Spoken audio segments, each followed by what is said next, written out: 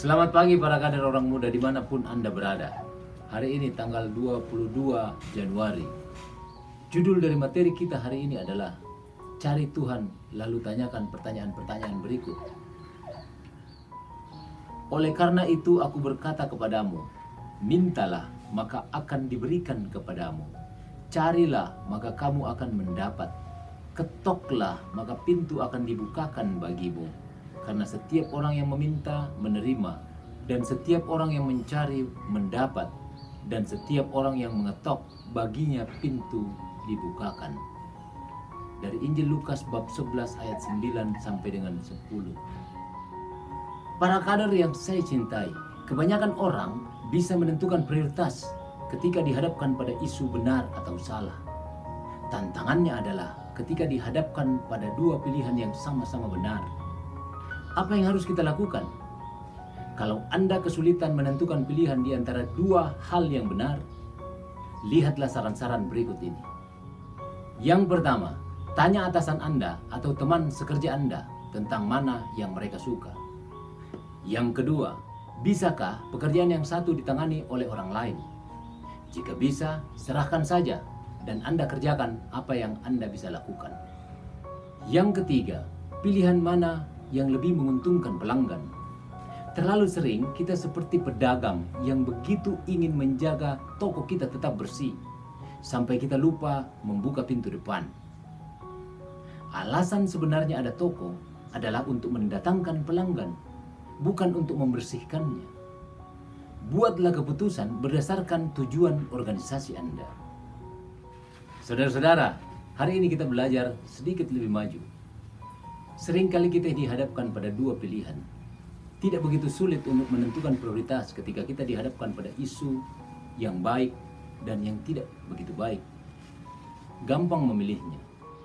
Tapi ketika kita dihadapkan pada dua hal yang sama-sama benar, seringkali kita sulit menentukan mana yang perlu diprioritaskan. Ada 3 hal sederhana tadi yang disampaikan untuk membantu kita menentukan mana yang bisa kita prioritaskan. Yang pertama, kita bisa tanya orang lain yang ada di sekitar kita. Kalau organisasi, kita bisa tanya kepada atasan kita atau teman-teman kita, mana di antara dua pilihan itu yang kira-kira mereka suka. Juga Anda bisa memilah. Kalau ada satu pekerjaan yang bisa ditangani orang lain, Anda fokus saja pada satu pekerjaan lain atau pekerjaan yang Anda bisa kerjakan, sehingga bisa jalan bersama-sama. Anda tidak perlu bingung dengan dua hal yang sama-sama benar, tapi arahnya berbeda. Fokus pada apa yang Anda pilih dan bisa Anda kerjakan.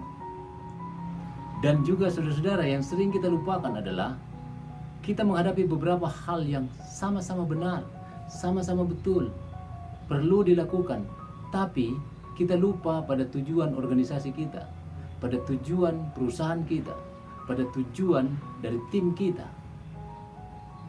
Ada hal yang benar, tapi bukan itu tujuan kita.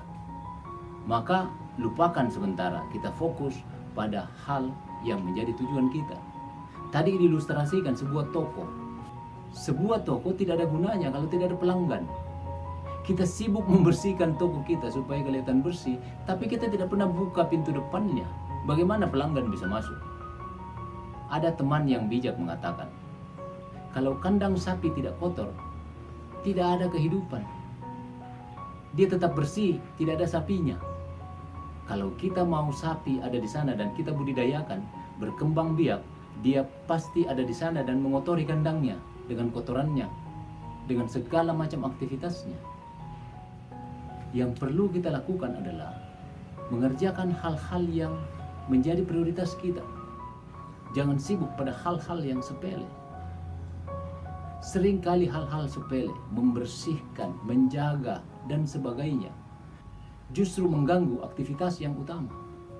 Saudara-saudara, referensi kitab suci tadi mengajarkan kita untuk melakukan hal yang benar pada saatnya. Mintalah maka kamu akan diberikan, carilah maka kamu akan mendapat, ketoklah pintu maka engkau akan dibukakan.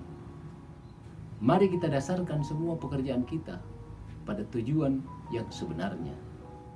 Para kader yang saya banggakan, Pertanyaan kita hari ini, apa yang Anda lakukan ketika Anda harus membuat keputusan yang sulit?